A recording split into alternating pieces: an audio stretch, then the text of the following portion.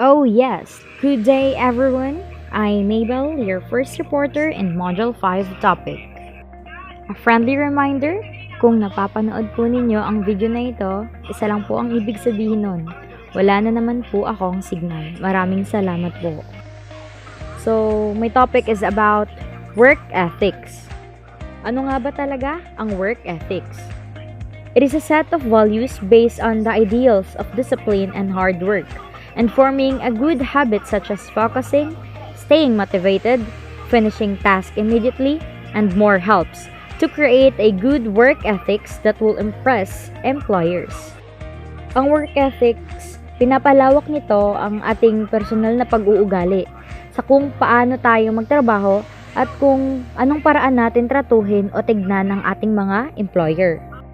We will not have wrong decisions or actions in the workplace if we consider our values. Kinakailangan talagang maging maingat tayo sa mga kilos natin. Dapat alam natin kung kailan tayo makikipagbiruan, magsasawalang bahala at magiging seryoso lalo na kung tayo ay nagtatrabaho. So the Bible gives us guidance about workplace ethics. The first one is 1 Corinthians chapter 4 verse 2. Now, it is required that those who have been given a trust must prove faithful. So this Bible verse is about knowing your responsibility in a workplace. The second Bible verse is Ephesians chapter 6 verse 5 to 9. Slaves, obey your earthly masters with respect and fear, and with sincerity of heart, just as you would obey Christ. Obey them not only to win their favor when their eyes is on you, but like slaves of Christ, doing the will of God from your heart. Serve wholeheartedly as if you were serving the Lord, not men, because you know the Lord will reward anyone for whatever good he does, whether he is slave or free. And masters, treat your slaves the same way. Do not threaten them, since you know he who is both their masters and yours is in heaven, or there is no favoritism with him. Para sa akin, isa lang ang ibig sabihin nun. Ito ay ang pagkakaroon pantay-pantay na turingan sa bawat isa at ang pagpapakita ng pagiging makatao sa iyong kapwa. Kahit ano pa ang estado nito sa buhay. What are your values and work ethics? Let us consider the following. Dependability and responsibility. So employers value employees who come to work on time or there when they are supposed to be and are responsible for their actions and behavior. So alam naman natin lahat na pinapahalagahan ng mga employer ang mga taong mapagkakatiwalaan at maaasahang empleyado, lalong-lalo na kung ito ay tungkol sa kanilang katungkulan. Mahalagang ipaalam sa mga employer kung may mga pagbabagong nangyayari sa iyong schedule o malilate ka sa kung anumang kadahilanan. Dahil sa simpleng gawain na ito, ay nai-earn mo na ang trust ng iyong amo. So the second one is possessing a positive attitude. So employers seek employees who take the initiative and have the motivation to get the job done in a reasonable period of time. A positive attitude gets the work done and motivates others to do the same without dwelling on the challenges that inevitably sum up any job. Share ko lang yung phrase na sinabi sa amin ng professor namin nung senior high about dito sa possessing a positive attitude na hindi ko makakalimutan. Ito siya. Being confident about circumstances, relationships, and yourself is what means to have a good attitude. Even in the face of adversity, those people with positive attitudes remain hopeful and optimistic. Ang pagkakaroon ng positibong pag-uugali ay isang bagay na pinapahalagahan ng mga supervisor o kasamahan sa trabaho at ginagawang mas kaaya-aya at kasiya-siya ang trabaho sa bawat araw.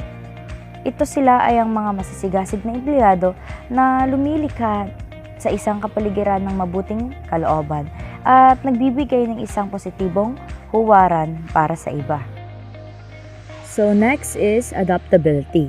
So employers seek employees who are adaptable and maintain flexibility in a completing task in an ever-changing workplace. Being open to change and improvements provide an opportunity to complete work assignments in a more efficient manner while offering additional benefits to the corporation, the customers, and even the employers. So in a simple phrase, employers value employees na merong quality of being able to adjust. May ability na mag-adjust sa mga activities, sa direction, sa methods to doing things in order to fit a new environment. Honesty and integrity. So employers value employee who maintain a sense of honesty and integrity above all else. Good relationships are built on trust.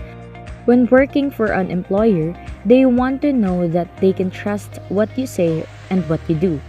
It is the responsibility of the earth's person to use his own kind of individual sense of moral and ethical behavior when working with and serving others within the scope of his job. So sinasabi dito, good relationship are built on trust. Kailangan truthful tayo lagi sa ating workplace. Kinakailangan nating ipakita o i-prove sa ating mga employer na maaasahan tayo sa kahit anong bagay at meron tayong paninindigan. Self-motivated. Employers look for an employee who require little supervision and direction to get the work done in a timely and professional manner. Supervisors hire self-motivated employees do themselves an immense favor. Once a self-motivated employee understands his or her responsibilities on the job, they will do it without any prodding from others. So if a self-motivated person believes his or her work duties, he or she can carry them out without the need for outside assistance. So self-motivated motivates people to persevere in the face of adversity, to seize opportunities, and to demonstrate dedication to their goals. 6 is motivated to grow and learn. In an ever-changing workplace, employers seek employees who are interested in keeping up with new developments and knowledge in the field. It has been noted that one of the top reasons employees leave their employers is lack of opportunity for career development within the organization. Learning new skills, techniques, methods, and/or theories through professional development helps keep the organization at the top of its field and makes the employees' job more interesting and exciting. So, hindi dapat self-motivated lang. Kailangan motivated ka rin na mag-grow at mag-learn sa isang workplace. So, totoo ang sinasabi dito na top reasons ng mga employers na umaalis sa kanilang employer kasi lack of opportunity for career development within the organization. Marami akong kilala na umalis sa kanilang trabaho dahil hindi nila nakikita ang sarili nila na nag-grow or natututo sa maraming bagay. Next is strong self-confidence. So self-confidence has been recognized as the key ingredient between someone who is successful and someone who is not. A self-confident person is someone who inspires others. A self-confident person is not afraid to ask questions on topics where they feel they need more knowledge. Self-confidence has been recognized as the key ingredient between someone who is successful and someone who is not. So in people's daily lives, self-confidence is regarded as one of the most powerful motivators and regulators of action. So self-confidence isn't a motivating factor in and of itself. It is a judgment regarding one's ability to achieve a certain goal. Self-confidence is one difference between successful and not. So, when I talk about confidence, I'm not referring to arrogance. Those belong to another category. However, it refers to believing in your own abilities, ambitions, and desire to achieve something. But I still believe that self-confidence alone will easily lead to success. Work your way out from that confidence and stretch your limitations. Idagdag ko lang, self-confident person have faith in themselves and their abilities, which is manifested in their positive attitude and outlook in life. Next is professionalism. Employers value employees who exhibit professional behavior at all times. Professional behavior includes learning every aspect of a job and doing it to the best of one's ability. Professionals look, speak, and dress accordingly to maintain an image of someone who takes pride in their behavior and appearance. Professionals complete projects as soon as possible and avoid letting and completed projects pile up. Professionals complete high-quality work and are detailed-oriented. So, ang mga professionals ay mga enthusiastic about sa kanilang trabaho, tsaka optimistic about the organization's future. So, to become a professionals, kailangan i-feel mo muna na isa kang professional talaga. At para masunod mo na rin ang mga hakbang upang maging isang professional. So, meron dito iba't ibang ways like the time management, ethical conducts, desire to accomplish a job. Kinakailangan ito upang ma-feel mo na ikaw ay tunay na professional. So, next one is loyalty. Employers value employees that they can trust and who exhibit their loyalty to the company. Loyalty in the workforce has taken on a new meaning. Gone are the days when employees plan on starting out and retiring within the same company. It is said that the most people will hold between 8 to 12 jobs throughout their career. So, alam naman natin, di ba, na ang mga empleyado ay mas nagiging tapat sa mga kumpanya na nagbibigay sa kanila ng pagkakataon para sa development or pagbabago. Lalo na siguro kung nag-grow ang mga empleyado or mas marami silang natututunan. The next one is competence. Competence is a standardized requirement for an individual to properly perform a specific job. It encompasses a combination of knowledge, skills, and behavior utilized to improve performance. So a person has competence if the skills, abilities, and knowledge that make up the competence are present and enable the individual to behave effectively in a specific workplace context. So competence can also be applied to more broad descriptions of human needs, organizations, and communities. Next is sustainability. Sustainability isn't about the quick fix or the cheap solution. Generally, it means making a commitment and trying as best we can to honor it. In any worthwhile enterprise, from protecting the environment and to preserving a relationship, we're going to encounter difficulties. So, sustainability is something na hindi natin dapat tigilan yung mga bagay or actions na ginagawa natin in work, organizations, or other agencies. Say for instance, yung commitment natin sa paggawa ng mga tama at mabubuti continuously is a great example of sustainability. Pinagpapatuloy natin gawain yung mga certain actions without asking in return kasi we want to sustain a good habit to work or organizations. Dapat committed tayo lagi sa mga ginagawa natin. And also, sustainability, it is a mandatory actions, not a preparatory. We are committed because we are mandated to help, not to degrade people. The next one is love. Like truth and beauty, it is concrete. Love is not fundamentally a sweet feeling, not at heart, a matter of sentiments, a touch, or being drawn toward. Love is active, effective, and a matter of making reciprocal and mutually beneficial relationship, some with one's friends or enemies. It is based on Carter Hayward. So we should always spread love, not just in ourselves, but also in our co-workers, in our enemies, and especially in our employers.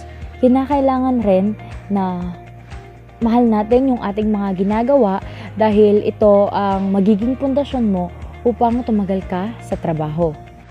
The next one is solidarity. It is not a matter of sentiments but a fact, cold and impassive as the granite foundation of a skyscraper.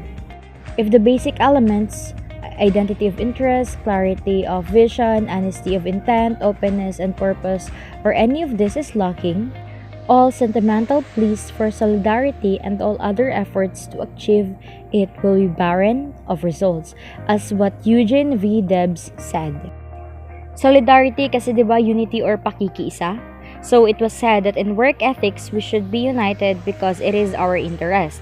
Sabi ni Eugene Debs, if kulang tayo sa basic elements, identity of interest, at yung iba pa, we need to have solidarity with our colleagues to comply or para makomply natin yung aim or goal natin. Wag kasi unity, we need to ask and adopt others' idea. So solidarity should be manifested in the work. The last one is loyalty and cooperation. So loyalty, it is the act of finding yourself intellectually or emotionally to a course of action. His long commitment to public service, they felt no loyalty to a losing team. And cooperation, it is about assistance or willingness to assist. So this loyalty and cooperation is self-explanatory. Dahil sa isang workplace, kailangan talaga ng loyalty, gaya ng na-explain ko kanina, at cooperation. As what I have said in solidarity. So being successful in your career necessitates a strong work ethic. Effort ethic is a set of principles centered on the ideas of hard work and discipline. Building a strong work ethics allows a person to train themselves to work hard on a regular basis. Values alignment aids the organization's overall mission achievement. People strive toward distinct goals with different intentions and with different consequences when their values are out of sync. Workplace relationship, productivity, job satisfaction, and creative potential may all suffer as a result. Now let's proceed to the ethical issues in the workplace. We have 5 examples here. Ethical dilemma number 1. A client of the company is facing some financial problems. He buys certain products from your company at a very high rate, which he can get at a much cheaper price from one of your competitors. Now, the ethical issue is, should you communicate the same to your client? So the client maybe doesn't know about the cheaper price of your competitors can offer with the same product. The most ethical thing you can do is to discuss with him the information you know about how to purchase the same product with low price. Ethical dilemma number 2. The company plans to launch a skin cream in the market and one of its ingredients may be harmful for the health of the users in the long run. As an employee, should you be part of such project? Beauty products should be a help in protecting the skin from irritations and complications, not the other way around. Therefore, as an employee, you should not be involved in such project. In contrary, you have the opportunity to convince the company of not releasing the planned product. Ethical dilemma number 3. The company is making losses, but the management of the company inflates the profits in the financial statements to appease the shareholders, lenders, and the customers. Is it ethical? No, this is unethical. Shareholders, lenders, and the customers are the ones that contributes to the companies in terms of financial aspects. The company should be responsible for being transparent and honest for every statement that comes out. Ethical dilemma number 4. An ethical dilemma of buyer's trust to a salesperson. So Jasmine Alexander, account manager in a large copy company, had been calling on the purchasing department of a local college. She thought the purchasing agent Tom Smith was receptive, but she was not sure he was passing her literature to the copy center. She had asked several times if she could call directly to the copy center but was told no. Several weeks later, while attending a party, she met the director of the copy center, Terry Wolf, and they talked about their respective jobs. Alexander was invited by Wolf to stop by and look over the center. She gladly accepted. A few days later, Alexander received a message from Smith not to call on the college anymore. Did Alexander do anything wrong? How could you have handled the situation? An ethical dilemma illustrates how easy it is for a salesperson to lose trust of a buyer, even if it is an innocent misunderstanding. So, in this, calling the buyer repeatedly without its permission or consent is an unprofessional act. Therefore, it is unethical to begin with. Some clients aren't comfortable on communicating using mobile phones. As a seller, the ethical thing to do is contact the buyer once you were permitted to do so, and that is your opportunity to discuss the business with him. Ethical dilemma number 5. An ethical dilemma of buyer's confidentiality. Jessie Powell was a sales representative for a large restaurant supply company in the Nashville, Tennessee area, and she had made number of friendships with several franchise owners. One of the owners, Tom Stanford, told Powell that he was about to buy some land for a new outlet near the Grand Ole Opry Hotel. That evening, Powell stayed in the town at one of the local hotels and mentioned to the desk clerk today that they were about to get a new restaurant neighbor. As it happened, the desk clerk uncle owned several competitive restaurants in the area and was very interested to hear this news. Within the day or two, the land was sold out from under Stanford. He knew that the only person told was Powell and was able to trace the story back to him. Stanford asked Powell to stop calling him. What areas of trust may Powell have violated? Should Powell have been surprised by Stanford's action to cut off their relationship? Information between two businessmen should stay between them and only with the two, unless permitted to share with someone else. Information leakage would affect trust and definitely the reason of a disconnected friendship or relationship. As the other end of that relationship, you should know how to keep important information to avoid misunderstandings. So, the value of trust and the question of confidentiality are highlighted in an ethical dilemma. The list of ethical workplace challenges that employers or their representative face a daily basis is infinite. The issue of ethics will occur in a variety of situations, from using the workplace photocopier for personal use to selling expensive and dangerous goods in the market. Thank you for listening. God bless you all.